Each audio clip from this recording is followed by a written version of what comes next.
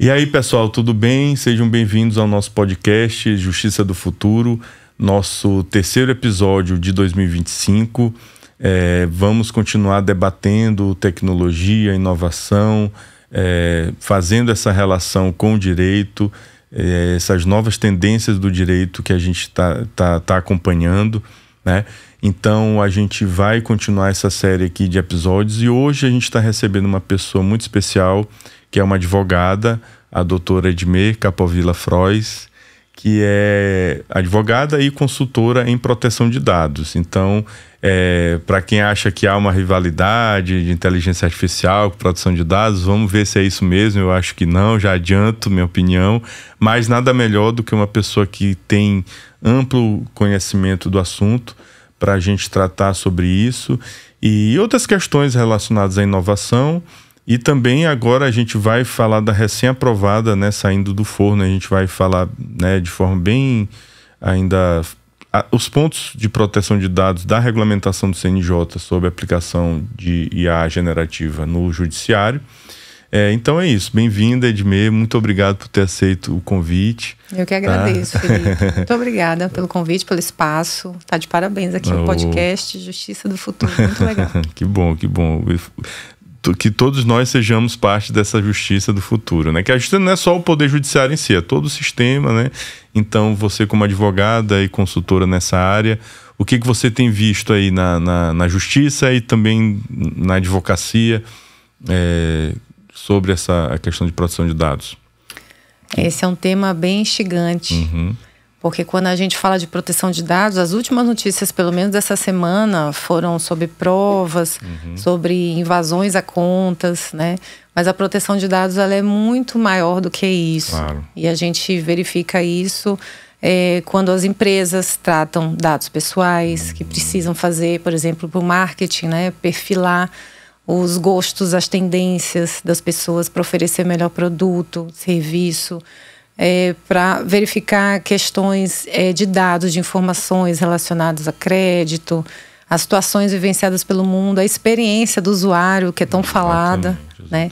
Então, os nossos dados são a extensão da nossa personalidade, né? Não adianta a gente querer separar as nossas informações de nós mesmos. Nós estamos ali, uma coisa é inerente à outra, a gente não consegue desvencilhar. E a gente precisa dessa proteção. E hoje já temos a proteção ao direito, né? Direito aos dados pessoais, já na Constituição Federal. Verdade. Com a emenda complementar, a emenda constitucional que foi aprovada. E aí está garantido lá no nosso artigo 5º, tornando então um direito fundamental, que é uma coisa ainda desconhecida. Verdade. Porque quando eu vou fazer algumas palestras ou levar isso para algumas empresas, as pessoas acham que ainda é só o direito à privacidade e à intimidade. E esquecem dos nossos dados, das nossas informações. Verdade. E quando você fala em dados, eu sempre entendo que hoje o que a gente está aqui falando de inteligência artificial, de inovação, eu acho que a maior razão são os dados, a quantidade de dados que a gente tem disponíveis, né? Sem dados, dado é ouro, né? Dado a IA não vai fazer nada sem os dados. Sem os dados, né? Exatamente. E eu li a respeito de que nunca se produziu tantos dados, né? Diz que a quantidade que a gente produz hoje em minutos e horas é o que a humanidade toda já produziu até 2003, por exemplo. Não sei. Então, assim, demorou muito e aí agora com essa quantidade de dados foi o que possibilitou esse avanço da inteligência artificial. Só que isso ressalta a necessidade da proteção e tratamento desses dados, não é isso? Porque com o avanço da tecnologia, são computadores, né, computação quântica, aí você pode ir para qualquer lado, né, desse tipo de tecnologia e inovação. Só que, como você falou, tudo são informações. Então, se você pesquisa na internet, aí o seu histórico fica lá do que você pesquisou, e isso serviu de prova num processo penal que descobriu. Teve aquele caso do envenenamento das pessoas, né? Lá o rapaz pesquisou lá a questão de envenenamento e ficou aquilo ali. Então, aquilo ali é uma prova constituída contra você. O clique que você dá numa matéria, num site, uma curtida num post de Instagram, as empresas olham até o que os seus funcionários fazem nas redes sociais. Então, existe um rastreamento, uma vigilância, e você está produzindo dados. Aí tem a história dos cookies, que coletam as nossas informações, da nossa localização, do que a gente acessa, do que a gente lê, do que a gente compra, guarda ali o nosso cartão de crédito, o nosso login e senha para quando a gente voltar naquele site ficar fácil da gente acessar novamente. É a tal da experiência do usuário. E a gente não tem como não... tem coisas que a gente não tem como controlar realmente, porque a inovação está aí, né? Só que isso deixa nós, cidadãos, muito vulneráveis. Então, se a gente não tem uma proteção, alguém pode usar essa tecnologia, que é ótima, excelente, para desvirtuar e praticar os crimes. E é tão rápido que a gente não consegue alcançar. Né? Essas contas falsas que são criadas, os boletos falsos que são pagos. E a gente tenta reaver na conta que foi de um laranja, né? Que criou a conta e a gente não consegue mais rastrear aquele valor, então demora. O retorno é demorado, né? Para você ir avançando é muito rápido, mas a gente ainda não viu essa tecnologia para ela nos ajudar a resolver essas questões. E como é que você parou aqui, né, nessa questão de produção de dados? Você estava me falando aqui em off que mesmo antes da entrada em vigor da lei, né, começou a estudar. E como é que foi isso, né? Então, eu estava fazendo meu mestrado lá em Lisboa, e eu entrei numa loja, estava frio, fui comprar um casaco, e eu vi um papel colado do lado do caixa, dizendo, né, que nós coletamos os seus dados pessoais para finalidade de não sei o quê, de acordo com o regulamento europeu, tal. Seu passaporte vai ficar coletado, vamos coletar seu passaporte, sua foto, tudo explicadinho. Aí eu olhei aquilo, falei, meu Deus, que coisa interessante, o que é isso aqui? Né? Isso em 2018, 2019, né? E aí eu tirei uma foto daquilo e levei pro hotel. Aí quando cheguei no hotel, eu pesquisei. Aí abriu assim um mundo, né? Aí eu falei, meu Deus, acho que vou querer ir por esse lado aqui, pesquisar. Porque eu sempre gostei de tecnologia. Lá em casa eu mexo um pouquinho, né? Estou sempre estudando. E eu já tive um e-mail invadido também, né, muito tempo atrás. E aí tinha informações de escritório, de conta e tudo. E aí a gente conseguiu identificar que uma pessoa tinha instalado realmente um espião, né, um programa espião. E aí aparecia tudo que a pessoa digitava, né? Porque desde a instalação, é interessante isso, porque desde a instalação do programa espião, cada passo a passo que a pessoa deu após, na minha máquina, ficava registrado. Então eu consegui gravar todas as telas, né? E consegui saber quem era a pessoa. E aí eu guardei aquilo ficou guardado, né? E aí quando veio essa legislação na Europa, eu falei, olha aconteceu comigo. Enfim, aí desdobrou. E aí eu comecei a pesquisar e vi que no Brasil essa legislação ia entrar em vigor, que é a Lei Geral de Proteção de Dados Pessoais. E deu uma acelerada, né, na aprovação dessa legislação, nos estudos. E aí eu comecei a estudar muito sobre isso. Ainda que todo mundo me chamasse de louca, porque a lei não ia entrar em vigor. Como é que tu ia parar de trabalhar com uma coisa para estudar com outra? Mas eu me apaixonei realmente pelo esse tema de proteção de dados. Foi bem legal. Qual era o teu foco antes? Então, antes eu estava sempre trabalhando com direito de família, consumidor e empresarial. E eu estava com uma tendência a trabalhar com recuperação judicial, porque eu estava dando aula na UEMA, como professora substituta, e me caiu essa cadeira de recuperação judicial. Todo mundo. E quando eu vi, essa legislação de recuperação judicial, ela tem um plano de implementação para a empresa sair da falência, mais ou menos do mesmo jeito que tem um plano para se adequar a uma empresa LGPD. Legal. São fases. E eu comecei a comparar as duas. Aí eu falei, eu vou trabalhar com recuperação judicial. E foi na época da pandemia. É verdade. E só que aí, ao mesmo tempo, a proteção de dados me chamou mais, né? E aí eu acabei saindo da UEMA, porque o contrato de professor substituta de 2 anos. E aí eu não pude mais trabalhar com aquilo, mas eu fiquei muito tentada em trabalhar com aquilo. E como estão tuas atividades atualmente aí? Comissões, né? Então, esse ano eu estou voltando para ser a presidente da Comissão de Direito Digital da OAB, aqui do Maranhão. Já tinha exercido esse cargo antes. E eu fico feliz dessa nomeação, porque a gente não pode deixar esse assunto do digital de lado, né? Porque ele tem uma interdisciplinaridade com todas as outras matérias. Inclusive o Código Civil, que é um dos eixos da nossa comissão esse ano. Depois aqui do nosso podcast, eu vou ter uma reunião com o pessoal da comissão, inclusive. E um dos eixos vai ser estudar a reforma do Código Civil, que está saindo aí com um capítulo exclusivo de direito digital. Então, todo mundo vai ter que saber. Todas as pessoas que estudam, os estudantes e os advogados, vão ter em algum momento que se debruçar com isso.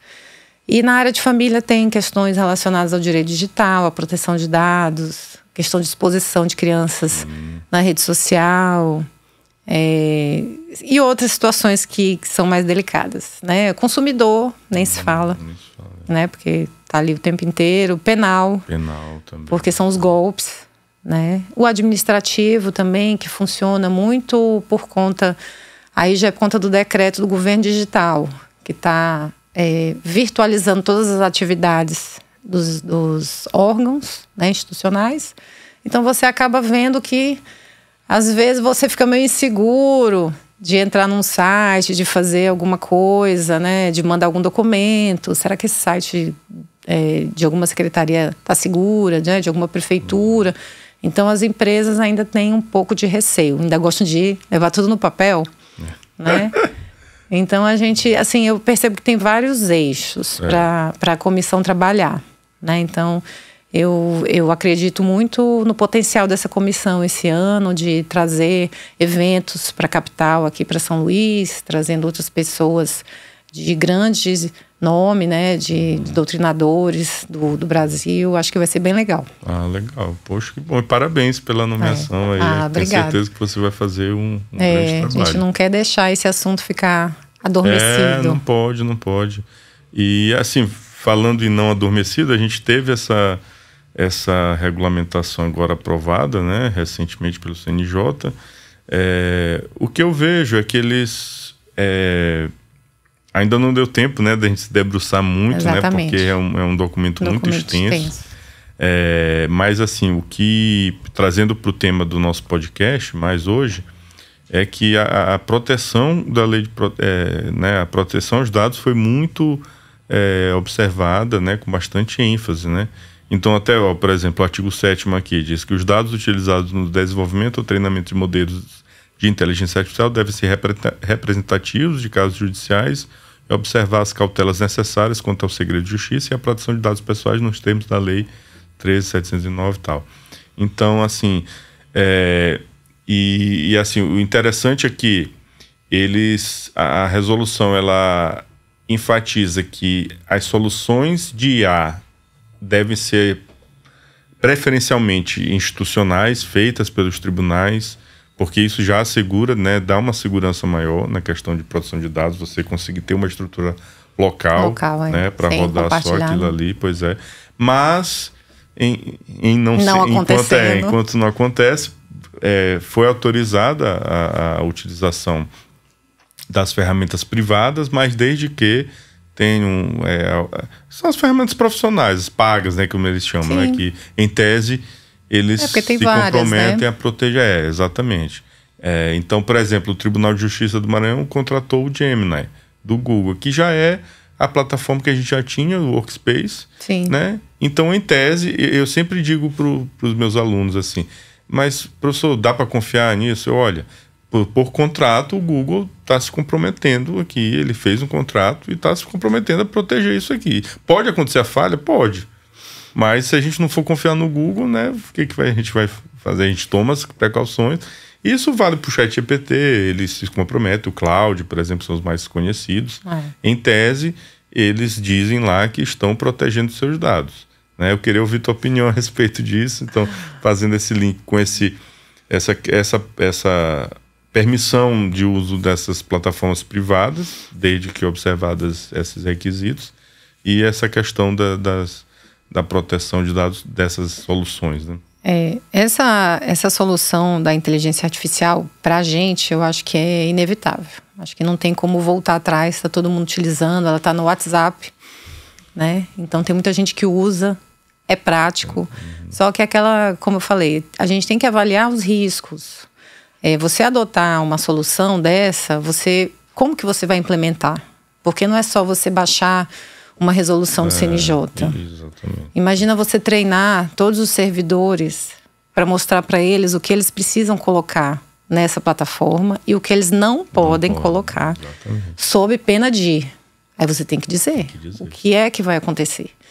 Né? Porque é assim que a gente avalia os riscos e demonstra as responsabilidades, e ali você precisa prestar contas também, né? Você precisa mostrar para a sociedade. Porque a gente já observa, por exemplo, pela Comissão de Direito Digital, a gente está observando vários estelionatários se passando por escritórios com acesso às informações de processos. Nossa.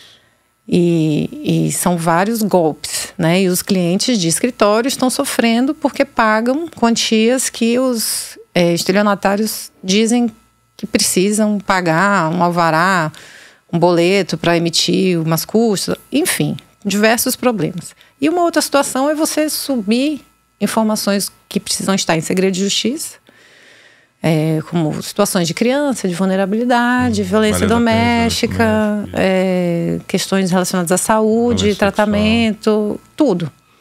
E você dá, por exemplo, para um servidor que ainda não está atualizado com essa legislação e não conhece os riscos. Porque o que precisa acontecer? Vocês precisam, eu até brinco, é muita meta para alcançar. É muita meta para alcançar. E vocês precisam fazer. Mas eu acho que precisa ter essa responsabilidade, essa visualização contra esses riscos. É a minha preocupação. Inclusive, assim, essa preocupação ela foi bem também. Uma coisa é estar aqui, né, e outra coisa é na prática. Mas assim, lá no final da resolução, ela fala da obrigatoriedade da capacitação, né? Então fala que os órgãos devem, né, são obrigados a fazer essas capacitações, e deu um prazo. Ela vai entrar em vigor 120 dias da publicação e tem 12 meses para se adaptarem, né? Pois é. Então vamos ver, mas assim, a qualificação é essencial, né? Precisa ter. E aí é nessa hora que o profissional de inteligência artificial é importante. Eu não sei se é um consultor, não sei se é algum especialista, né? Eu não sei se por aula, por videoaula, ou de preferência... eu acho que presencial ali e mostrando ali na prática. Que é o que as pessoas precisam. Porque estarem ali assistindo uma aula, elas não conseguem ao mesmo tempo de assistir a aula e dar os comandos necessários e entender. Mesmo. Então, essa capacitação é muito necessária. E isso a gente está observando também, já vindo assim para o lado da área privada, né? Que é da consultoria que a gente faz. A gente observa isso também, que na hora dos treinamentos, da capacitação, as pessoas gostam de tirar dúvidas, de entender. E aí falam de casos práticos relacionados à violação de dados, à exposição de imagens, as situações que acontecem na rede social. Que hoje... também está muito ligado a isso aqui, né? A gente não consegue mais ficar 10 minutos sem pegar no celular para entrar na rede social. Nem que você entre, olhou ali, fecha e sai. Exatamente. Não é? Eu me sinto exatamente dessa forma. Então tem horas que você precisa deixar isso aqui de lado para você produzir. Então a gente está nesse nível de tão ligado à tecnologia que a inteligência artificial ela vem para ajudar. Mas os últimos doutrinadores e textos que eu li já revelam a preocupação com essa análise crítica e de saber os riscos de você também não conseguir mais avaliar um texto e fazer uma atividade sozinha sem uma inteligência artificial. De você não conseguir construir um parágrafo de um texto. Sério, Porque você joga tudo aquilo ali, porque você precisa produzir, porque você precisa ser rápido. Você está premido pelas metas, pelos prazos em qualquer área, né? E aí são diversos prompts prontos em livros, em sites, em videoaulas. E que horas que nós vamos Agora eu sempre estudar? digo, em defesa, entre aspas, da IA, porque na verdade não é uma acusação nem nada. Não, a gente está aqui assim, do mesmo lado. Exatamente. Mas não é que toda tecnologia tem esse lado, esse lado. A gente se torna mais dependente, é impressionante. Hoje, eu digo, aqui em São Luís eu uso direto o Waze, para ir às vezes para um lugar que eu já conheço o caminho, mas só para ver. Eu também não... Só pra ver o caminho mais perto. Desse jeito, E às vezes, por exemplo, eu vim pra cá, vamos ver qual é o caminho, porque eu fui buscar eles ali e tal. Aí, pra ver o caminho, mas tudo bem, pra livrar do trânsito. Mas às vezes a gente tá numa cidade diferente e tal. É uma facilidade incrível, né? Mas é uma coisa que você não vai aprender ali aquele caminho. Sim. Então, por exemplo, quando eu vou muito em algumas cidades, assim, de viajar, sei lá, Fortaleza. Você já conhece mais ou menos. Mas assim, mesmo assim a gente já não se preocupa mais em aprender, né? Porque vai ter uma ferramenta ali que vai te ajudar. E vai te ajudar. E antes a ferramenta era o mapa que a gente abria. Ou então perguntar. Hoje em dia a gente parava, eu morria de vergonha. Minha esposa sempre falava, não perguntei não, eu vou rodar aqui sozinho, mas não vou perguntar. Vocês não perguntam. Pois é. Então, mas assim, a calculadora um dia teve resistência também, tudo isso. Agora, e aí eu acho que é muito de não demonizar a ferramenta, mas pregar o uso responsável e a gente ter um senso de autocontrole. De revisar. De revisar e continuar pensando, estudando. Mas, assim, eu acho que isso é muito de um senso... profissional, né? Exatamente. De revisar, até porque vocês viram aquelas decisões, né? Que saem... As decisões não, as petições com jurisprudências criadas. Maria, isso aí tá demais. Em situações, assim, que precisam dar uma revisada. Exatamente. Isso é o ponto básico, porque isso ocorre por falta de qualificação. Quando eu vou dar um curso, uma palestra, quer dizer, palestra é mais teórico mesmo, mas quando eu vou dar cursos, né, workshops, o pessoal já quer que eu mostre as ferramentas logo e não quer nem saber. Eu falo, olha, eu não quero nem saber, eu vou passar aqui 1 hora, 2 horas, que seja só na parte teórica. Vocês vão me escutar. E no final eu recebo um feedback positivo. Eu falo, poxa, Felipe, que bom que tu falaste, isso abriu minha cabeça. Eu não estava com a noção disso. Porque esses problemas que estão acontecendo não é, então não vou usar a IA porque ela inventa jurisprudência. Não, gente, é porque você não sabe. Não sabe com o que está mexendo, não sabe pedir, não sabe as limitações dela, como... a pessoa não quer. Eu costumo falar, poxa, Felipe, qual é uma IA boa para pesquisar jurisprudência? Gente, não precisa de IA para pesquisar jurisprudência, cara. Tu não pode mais tu não consegue mais pesquisar do jeito tradicional, do jeito normal, e levar para a IA, por exemplo, ela te ajudar. Tem um repositório, agora foi lançado lá no juiz.br, né? Uma integração com o Juiz Brasil. O pessoal está até cancelando as assinaturas do Juiz Brasil, porque vai ter toda a jurisprudência lá nesse portal. Também vi agora ontem. Então tem lá tudo. Eu vou te passar, tá rolando nos grupos hoje mesmo, foi muito interessante. Então, gente, pelo amor de Deus, gente. O pessoal fica até muito surpreendido com meus cursos, porque nessa parte teórica eu falo, olha, gente, eu não vou aqui pregar um amor irrestrito a IA, que não sei o quê. Não, gente, é responsabilidade. Eu só quero mostrar que ela é uma ferramenta para nos ajudar, nada mais do que isso.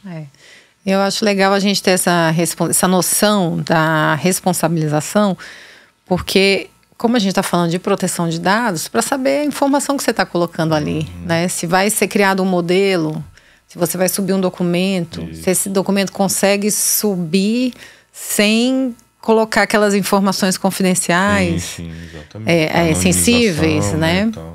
Então a gente precisa ter essa noção, que facilita muito. Às vezes a gente pega um processo, tem 900 páginas, né? Aqueles processos antigos que foram virtualizados. Como que você vai ler 900 páginas em 2 dias? É impossível. Que você vai atentar para todas as informações? Às vezes você não consegue. Então a ferramenta te ajuda. Sim. E aí você dá os comandos certos e ela vai te mostrando coisas que você nem tinha visto. É muito interessante. Só que você tem que ter cuidado com o que você vai construir, né? Então, assim, a gente... Temos soluções para conciliar. Não precisa a gente botar... O pessoal está usando muito as IAs chinesas lá. Eu acho... Eu fortemente... Sou fortemente contra. Por mais que elas sejam boas... já teve problema, né? já teve... Pois é. Então... E não é por ser chinês, absolutamente nada. É porque é uma ferramenta gratuita que qualquer ferramenta gratuita, os dados você paga com seus dados, né? As suas informações. Então como é que você vai usar isso para processo judicial? Não tem como. Agora eu queria te ouvir também, tu falaste muito de processo do PJ e tal, sistemas, não é só PJ, é PROC, não sei o quê. Porque hoje 100% dos processos brasileiros rodam eletronicamente. Agora, a gente sabe que dá para hackear, infelizmente, dá para pegar esses dados. Como é que a gente pode conciliar isso? Porque às vezes a gente tem muito medo de usar IA, usar nuvem, usar coisas, mas às vezes os processos estão aí também disponíveis para os públicos. Os processos são públicos, né? Os processos estão lá, como você falou, no Jus Brasil, que é onde o pessoal pesquisa tudo, né? Então, essa é a situação que a gente diz assim, não tem como impedir essa disponibilização. Agora, tem como verificar esse caminho de quem está iniciando o golpe, né? Porque como que a gente lá da comissão está observando? Sim, entendi. Tem uma pessoa que entra em contato com outra. Aquela pessoa tem um número de celular que está cadastrado numa operadora e que a operadora só dá os dados cadastrais da pessoa se você entrar com uma ação judicial, porque ela não vai te fornecer de forma administrativa, né? De quem é o dono daquela linha. E dali desenrola um processo de investigação criminal. E você está atrás de provas, né, de evidências, de você saber, de você instruir. E o que a gente tem observado é que sempre tem muita facilidade dentro das operadoras. Isso eu falo porque isso já está público em outros vídeos, outros canais que a gente já observou, a polícia já identificou. Então tem situações, né, que você habilita ali um chip. Aí você pega aquelas informações, passa, daqui a pouco você quebra aquele chip, já compra outro. E aquilo ali não para. Mas os processos estão disponíveis. Entendi. E aí os escritórios têm que montar realmente ali uma estrutura para tentar se resguardar de alguma forma de que o seu cliente não fique prejudicado. Né? Então, sempre, o que a gente até aconselhou desde o ano passado, acho que esses primeiros golpes saíram no final do ano passado. A gente fez um vídeo, deixou lá no Instagram da comissão até, para dizer que quando o cliente recebesse uma mensagem dessa, para entrar em contato pelo canal oficial dos escritórios, né? Não só deixar naquele canal ali que a pessoa te abordou. Né? Se eu digo para você, oi Felipe, é aqui do escritório XYZ, porque seu processo tá numa fase que precisa agora pagar esse boleto, porque vai sair umas custas, vai sair um alvará, então precisa pagar o alvará, ou as custas do alvará, e não sei o quê, então você tem que pagar tanto. Aí ele manda o boleto e o cliente paga. E aí, cadê? Já foi, já era. Né? Só que o cliente, como é que a gente vai entrar em contato com o cliente? É o que a gente aconselha, que os escritórios entrem em contato, sempre os canais oficiais. Né? E foi interessante que uma das pessoas que saiu numa reportagem falou assim, eu achei estranho o jeito que o advogado me abordou, não era do jeito que ele sempre falava comigo. Olha, interessante. Esse senso, né? Senso da pessoa. Foi uma mulher que deu uma entrevista e eu vi. Muito legal. Pois é. Então, assim, a gente fica naquela. Tipo, né, o WhatsApp. Mãe, me passa aí R$2.000 porque eu preciso pagar uma conta. Poxa, até hoje as pessoas caem nisso. Eu me lembro da minha avózinha já falecida, que Deus a tenha. Ela era louca pra cair em golpe. Mas Felipe, olha aqui, ela tá... Eu vou, mas isso não é. Não é. Essa ligação não é. Aí mamãe já é muito esperta. Só que aí outro dia ela recebeu um zap falso com a minha foto e tal, chamando de mãe e tudo. Eu não sei como é que eles descobrem, é impressionante. Aí ela já quer se trocar com o cara, xingar o cara. Não, mas ignora. Deixa pra lá. Aí também já é demais, né? Pois é. Cara, mas a gente tem que lutar por essa...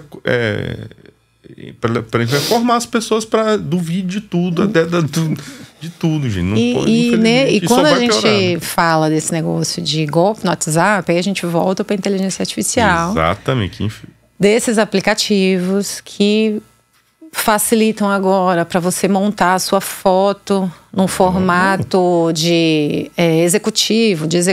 Aí a pessoa manda lá a foto dela e aí sai. Ou então de você fazer vídeos. É impressionante. Para você filmar, né? Para você não ter que ficar gravando toda hora. Ou então de chamar, olha, você grava o que a IA tá te dizendo para gravar, porque ela já vai modular a sua voz e aí ela consegue reproduzir a sua voz. Né? Impressionante. E aí eu mesma tive um vídeo gravado meu, onde eu expliquei eu vi mesmo uma questão Insta, de um mesmo. problema, né, de sigilo, enfim, aquela questão da proteção de dados.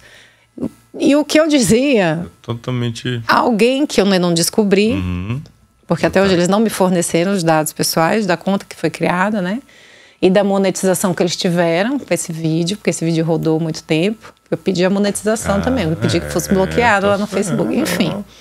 E aí a IA dizia, era no começo, é a minha voz. Aí depois ela distorce, você vê que fica diferente, né?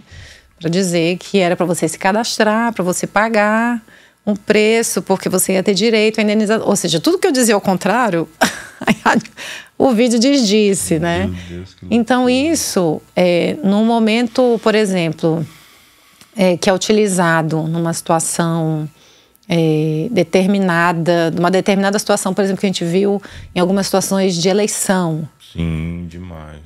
Que vai voltar isso, não tem como, né? Eles vão utilizar sempre. Ou então, quando querem pegar uma imagem e criar uma situação de uma pessoa, até você conseguir identificar que aquilo não é, então você tem um prejuízo muito grande. Verdade. Então, quando a gente fala de proteção de dados, a gente está falando da imagem também, da voz, né? Que a nossa voz né? E no final, que foi agora uns 10 dias atrás, que teve aquela repercussão toda da coleta da íris. Sim, é verdade. Pela empresa da OpenAI, né? Que já tinha tido um problema lá na Europa, já tinha sido suspenso. Então, quando você entrega todos os seus dados, o que você tem? Nada. Você vai reclamar o quê? Né? Então, é difícil, não é fácil. Difícil.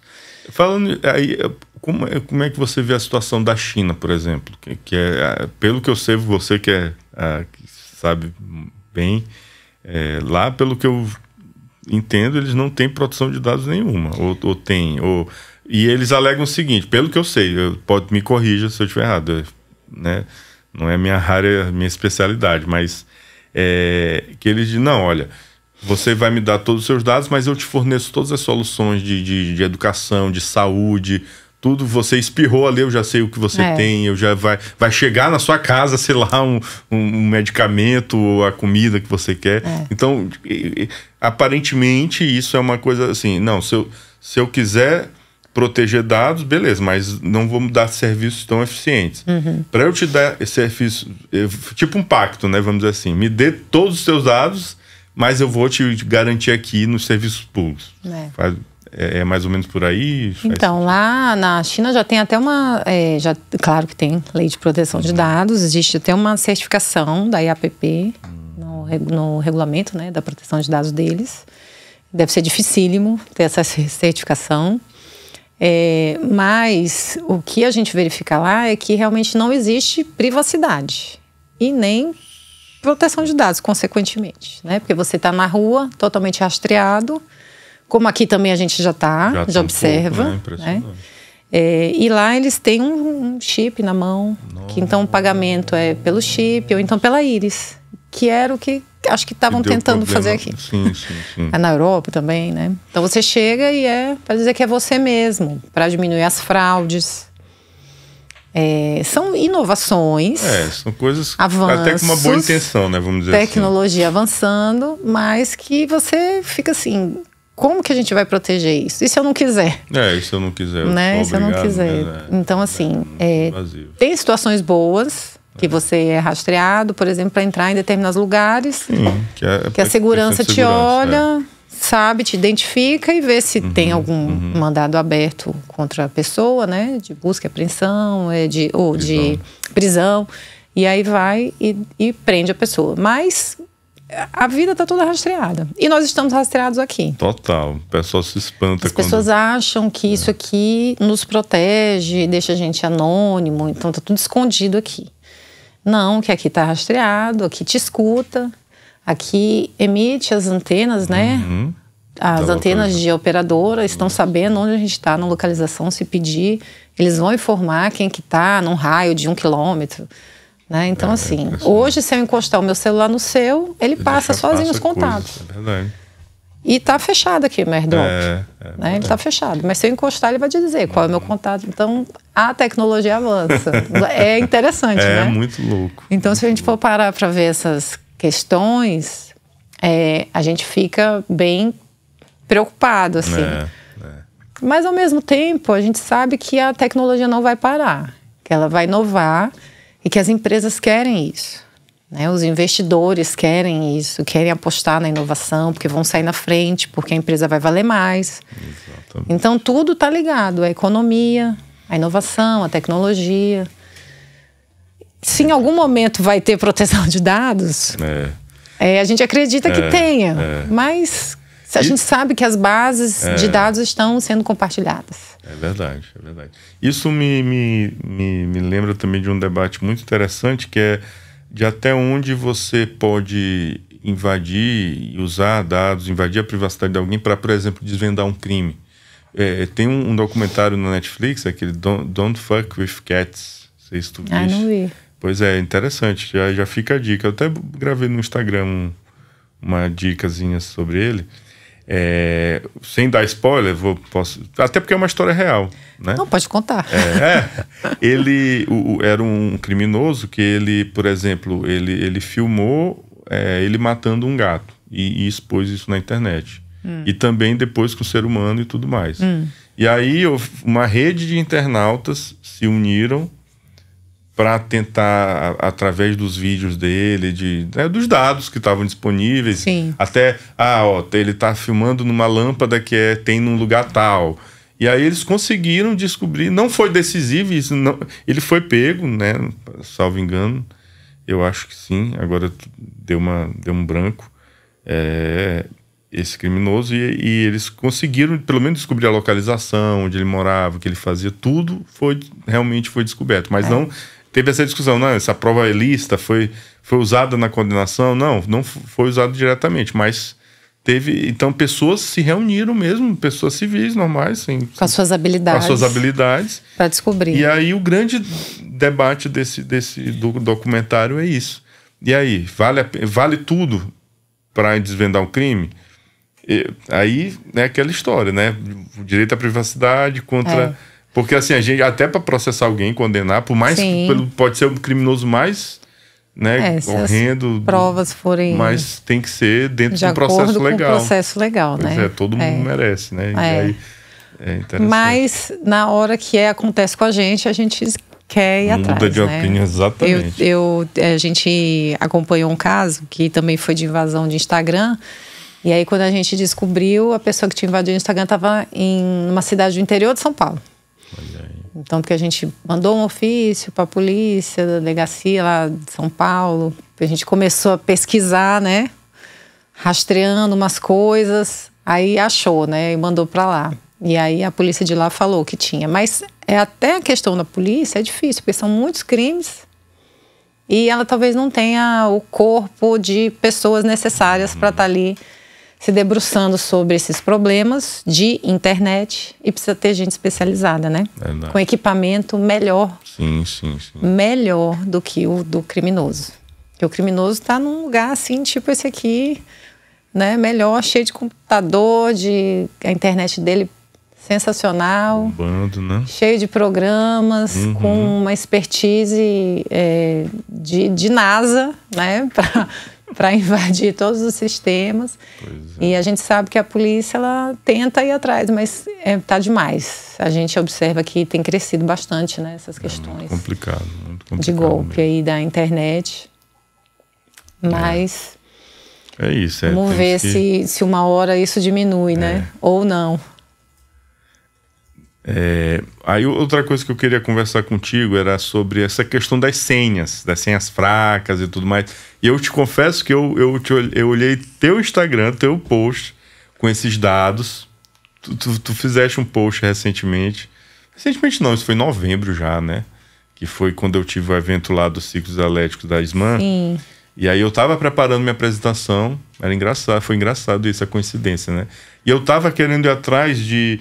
O meu argumento era, olha, a gente tá preocupado com dados, que tem que ter, óbvio, mas a gente vamos olhar para nós mesmos, o que nós temos feito para proteger os nossos dados. Gente que usa a senha 1234, aquela coisa toda. E aí eu tava nesse negócio de o tempo todo nas redes sociais. Tu postou um stories com foi de uma pesquisa recente. Foi uma pesquisa recente. Que diz que a número 1 era 1, 2, 3, 4, 5, 6. O QWERTY, né, que são as primeiras letras aqui do teclado. Do teclado, então, exatamente. 70%, coisa de 70%. E inclusive nas instituições públicas, né? E aí eu já printei tudo isso. E dei o crédito, tá? Que diga, eu falei lá, você não estava lá mesmo. Mas era do estudo, Mas eu quis até brincar com o Chico, legal. com o Francisco. Olha, o doutor Edmir Frois que fez essa pesquisa, postou aqui. Eu printei do teu Insta mesmo e botei no slide. Legal. E aí foi muito interessante. Então, realmente, a gente tem que pensar um pouco na nossa... E ainda tem a pessoa que bota no post-it do lado do computador, né? Caramba, é loucura. Que tem muito isso. Ainda tem essa. Tem muito, porque a pessoa acha que vai esquecer. Mas tem forma... E aí outro dia eu estava assistindo uma palestra sobre cibersegurança e tudo mais. E aí eu mandei a pergunta no YouTube, era online, e o cidadão leu lá, foi interessante. Se dá para confiar, por exemplo, nesse aplicativo Senhas do iPhone, né, por exemplo, que tem o Google também tem. Aí ele, olha... confiar 100% não dá, mas é uma solução. Dentre as possibilidades Sim. Tem vários gerenciadores de senha, gerenciador de senha, mas desde que você tenha também dupla autenticação e tudo mais. É uma série de fatores, né? Sim. Então, anotar em algum lugar de jeito nenhum, né? Pelo amor de Deus. Agora, muita gente usa o sobrenome, 1, 2, 3, 4. Que eu descobri que não é 1, 2, 3, 4. É 1234. É uma senha difícil. 1234. Eu vou ouvir alguém falando isso de brincadeira. 1234 é ótimo. Não, mas é difícil mesmo, porque são muitas senhas. Eu uso um gerenciador de senhas. E se tu me perguntar a senha do meu e-mail, eu não sei. Se der um problema no meu e-mail, eu vou te dizer, eu não sei acessar. Eu não sei qual é a senha do meu e-mail. Sério? Então, eu sei eu tenho vários e-mails também, né? Não, eu não sei. E tem vários serviços que eu não sei a senha de jeito nenhum. Não, tá também. Lá, não, a tá maioria... Lá e-mail é porque no gerenciador de senha. Eu também uso. Totalmente. E às vezes nem funciona no meu browser, né? Eu tenho que entrar no gerenciador de senha, ir lá olhar, copiar e colar lá. Porque às vezes não funciona. Às vezes não funciona. É verdade. Então, assim, é surreal. Mas é bom ter uns 2 gerenciadores de senha. Porque teve um também que já deu um problema, que foi o LastPass. Que ele mesmo foi hackeado, né? Enfim, foi um problema aí. Eu até usava ele, né? E aí eu falei, bom, e agora? Mas eu nunca salvei, por exemplo, cartão de crédito. Porque tem gente que deixa salvo. Isso aí eu salvo. Mas não pode... Mas aí você confere. Na Apple, né? Você confere. E eu não tenho também o cartão de crédito aqui para colar, encostar e pagar. Não tenho. Não tem isso? Não. E o meu celular, o meu cartão também não é habilitado só para encostar e pagar também. Vixe, então... Porque se tiver alguma maquininha passando, você vai pagar e pronto, já foi. Mas aí é muito... Mas acontece. Acontece. Ixi, eu quando eu vejo alguém tirando um cartão para pagar, eu já acho que sou é eu. Jurássico. Eu sou eu. Não, pior, tem gente que bota o cartão aqui. Eu já... de botar o cartão aí, acho que é pior. Aí gente, pelo amor de Deus, gente. Mas, por exemplo, eu não sei a minha... Eu só ando com isso aqui. Aqui no dia a dia. Eu nem uso mais nenhum documento, nada. Eu nem sei. E aí tu insere e digita a senha. Tá aí, eu não sei a senha do meu e-mail, mas eu sei o número do meu cartão. O número todinho, eu sei. Cara, isso eu não sei. É surreal, né? Quer dizer, é bem interessante. Mas essa questão de proteção de dados, ela não tem... Isso é uma tecnologia que facilita muito isso da vida. Então, imagina você chegar... alguém estava contando, né? Imagina você chegar na China e puxar um cartão de crédito. O povo vai olhar para você e vai dizer, que é isso? Ou é a mãozinha pagando ou é a íris pagando. Não tem como você puxar um cartão de crédito em alguns lugares. É surreal, né? Caramba. Ou então o Pix, que é uma solução fantástica, né? Que você paga aquilo ali, não precisa mais digitar tanto número. É louco, realmente é impressionante. Mas isso aí são os prós e contras, né, da modernidade, né? A gente tem que estar atento. E quais são os teus projetos futuros aí? O que pode dizer mais aí do que tu tem feito? Então, essa área de proteção de dados, eu percebi nesses últimos anos que deu uma avançada muito grande, principalmente por conta da atuação da Autoridade Nacional de Proteção de Dados, a ANPD, que é um órgão que fiscaliza, e que implementa as ações, que está lá prevista na LGPD. Então, ela tem diversos guias orientativos, já está autuando empresas, fiscalizando. E saiu ontem, ela vai fiscalizar todos os... são 23 times de futebol por conta do reconhecimento facial nos estádios, né? Então, isso daí, os times estão fazendo as suas implementações de LGPD, né? Porque aí já vai para tal das bets. Então, por isso que eu estou te falando assim, proteção de dados, a pessoa pensa que só aquilo. Gente, você não tem noção para onde vai. Vocês não têm ideia. Então, assim, qualquer setor, né, que você fala da economia tem a sua especificidade e a sua atuação em relação a isso, né? Então, é bem interessante. Então, a notícia de ontem era essa, né, dessa nova frente aí da ANPD. E no final do ano ela autuou 20 empresas porque não tinham nomeado encarregado de dados e também não tinha um canal de comunicação adequado para as pessoas exercerem seus direitos de apagar dados, saber como é que trata, com quem compartilha, né? E agora as últimas notícias também das fiscalizações das farmácias, do compartilhamento de dados, do que fazem os nossos dados, o nosso CPF e as nossas compras na farmácia, que são informações valiosíssimas para laboratórios e planos de saúde. Então, está tudo interligado. Né? Então, assim, por isso que eu estudo proteção de dados, mas eu não consegui ir a estudar profundamente a inteligência artificial. Né? A gente acompanha, a gente analisa, mas eu não consegui mudar. Porque tem gente que era da proteção de dados e mudou completamente para a inteligência artificial. Muitos doutrinadores, professores, né? Eu ainda continuo na proteção de dados por conta dessa capilaridade de setores. Então, assim, aí tem a questão da farmácia, tem a questão de cartórios, tem a questão de futebol, né? Dos times de futebol. Então, você vai vendo como que as situações vão inovando e não estão avançando para a inteligência artificial. Então, estamos falando de proteção de dados ainda, que é o básico. Né? Tipo assim, nomeação de encarregado, resposta de incidentes. Então é uma coisa básica, né? Que tem que ser um alicerce para você não pode estar pensando lá em se modernizar sem cuidar dessa parte, né? Então a gente ainda está muito nessa. Eu estou mais focada mesmo ainda estudando essas questões. Tá bem interessante. E tem diversos projetos de lei também, né? Que ainda estão querendo modificar já a LGPD. Tem a LGPD penal, que ainda não saiu. Por isso que eu estou falando assim, tem muita coisa.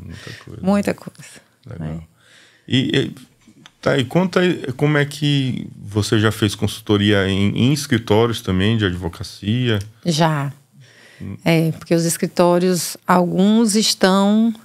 Na verdade, todos deveriam já se preocupar, né, com a proteção de dados. Então, a gente está começando aqui no Maranhão, nessa frente de alguns escritórios solicitarem uma palestra, uma capacitação de outros advogados, né? Ou então mesmo para verificar o que eles podem implementar de melhorias de proteção de dados nos escritórios. Né? A gente conseguiu fazer no escritório de uma parceira no Rio de Janeiro. Legal. E aí surgiu a oportunidade de fazer aqui. Então, acho que está bem legal. Pode contar algum detalhe assim mesmo do que é feito, né? Então, o que eu sempre falo, que é o básico, né? A vulnerabilidade não é a máquina, a tecnologia. Somos nós. Que falta essa responsabilização, né? E a capacitação. Então, por exemplo, você dá documentos, instruções, por exemplo, para estagiários em escritórios de advocacia que estão ali ainda na faculdade, né? No primeiro ano, segundo ano, que ainda não tem muita noção disso. E aí você já bota um chat GPT para ele, olha, faz aí, coloca tudo aí. E ele sobe tudo lá, entendeu? E ele não sabe direito o que ele está fazendo. Então, será que isso não traz um risco, um comprometimento para aquela qualidade ali do serviço, da proteção de dados? Será que não está compartilhando? Ou qual é a IA que está usando? Porque muitos escritórios já estão usando.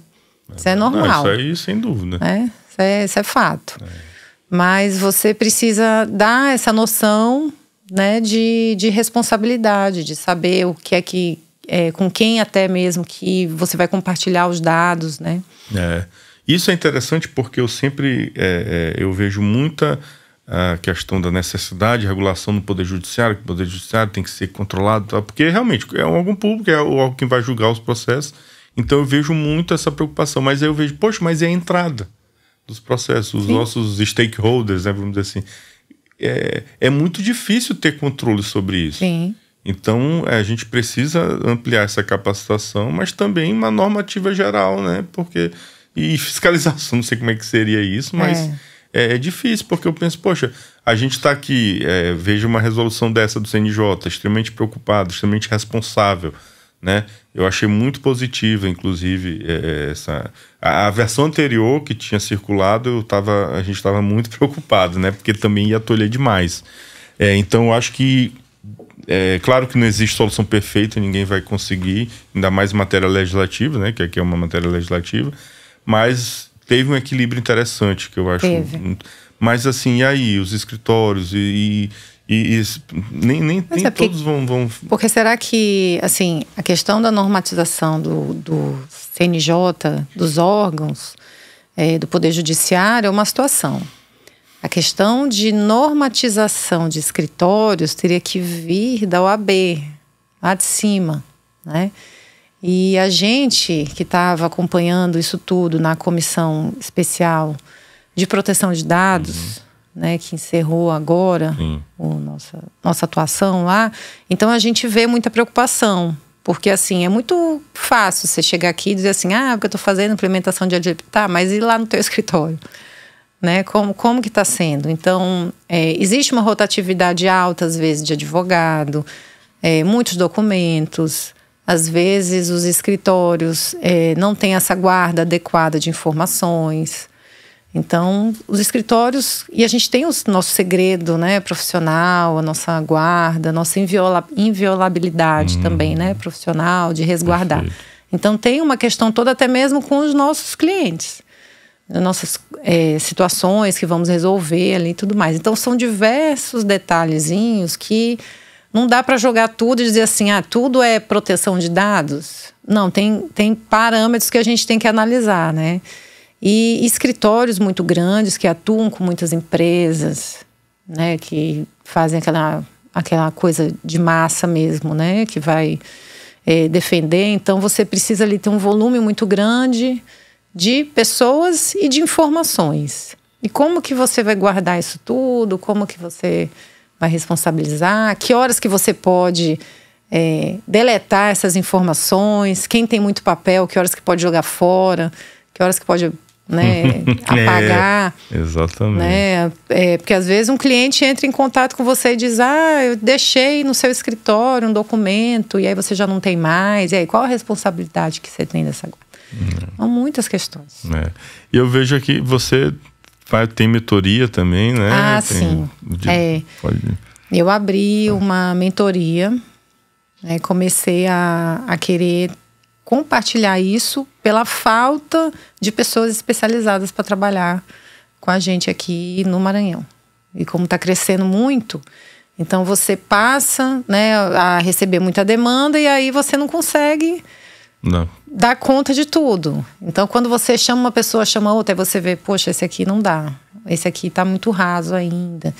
Então, você precisa aprofundar mais um pouco, né? Então, aí já teve algumas pessoas que se interessaram. Eu posso dizer que eu tenho um mentorado. A gente começa com um, né? Não tenho vergonha de dizer não. A gente começa com um. Então, assim, a gente vai seguindo. Vamos ver se vai dar certo. Porque... E para quem quiser te achar, então... no Instagram. No Instagram, Edmê, com 2 S, né? Edmê Capovilla Fross. Isso. Né? Capovilla com 2 L's, Fross. Não é muito difícil achar, porque não vai ter outro. Não. É tipo, eu também falo, Felipe Damos aí, pode procurar que não tem outro. E a gente está lá também atuando com outros membros da equipe da comissão, né, advogados também que trabalham na área, atuam com cybercrime, com direito digital, com essas questões de rede social. tentando dar solução, uma resposta, né, para a sociedade, que às vezes também fica meio desinformada. Às vezes aparecem umas coisas que você fica com dúvida. Então, a Comissão de Direito Digital também está à disposição aí de todo mundo para tirar dúvidas. Pô, que maravilha, maravilha. Então, vamos, infelizmente, encaminhando aqui pro final, né? Passa muito rápido, esses podcasts são... a gente vai batendo papo, né? Pois é, dá vontade sem de roteiro, ficar... Sem roteiro. Não foi nada combinado, nada. Então, assim, fique à vontade, assim, para fazer suas considerações finais, né? Divulgar alguma coisa... E mais uma vez te agradeço, tá? Foi um papo muito, muito bom. Legal, mesmo. Foi bom mesmo. E vamos continuar aí, né, tratando desses assuntos tão importantes, né? Obrigada pelo espaço. A gente está aqui querendo mostrar um pouquinho do que o Maranhão tem de legal na área de proteção de dados, né? A gente não pode deixar o Maranhão fora desse cenário jurídico que a gente sempre vê, o debate sempre é muito sudeste. Né? Não posso nem reclamar, tudo bem, eu nasci lá, mas eu já sou maranhense. Muito bem, então a gente tem que puxar para dizer que, olha, no Maranhão tem pessoas trabalhando, proteção de dados, não tem só eu, tem outros advogados, profissionais, né? E a gente quer continuar esse debate tanto na comissão, não só de proteção de dados, mas de direito digital, como você viu o cenário, como que é amplo, né? E a gente quer contribuir, é isso que a gente tem essa intenção. É isso. Obrigada. Obrigado. E antes de finalizar, queria te entregar uma lembrancinha aqui do podcast, certo? Uma caneca. Obrigada. Com o símbolo aí da Justiça do Futuro. Muito legal. Mostra aí para a câmera. Essa lembrancinha foi confeccionada pelo Ateliê Amorim, aqui de São Luís. Né, que eles fazem esses brindes personalizados, né, topo de bolo, canecas, que legal. Papelaria criativa, que eles chamam, legal. Né, que é muito legal. Então eu recomendo bastante o trabalho deles lá no Instagram, @ateliêamorim. Legal. E foi a estreia, então, das nossas canecas, que fica de lembrança para os nossos convidados. Obrigada. Tá? E nos próximos já vamos ter as canequinhas aqui também durante o podcast, tá? Então, fica essa lembrancinha, tá? Muito obrigado mesmo por ter vindo. Obrigada, Felipe. E é isso, pessoal. Então, esse foi mais um episódio do nosso podcast Justiça do Futuro. Um abraço e até mais.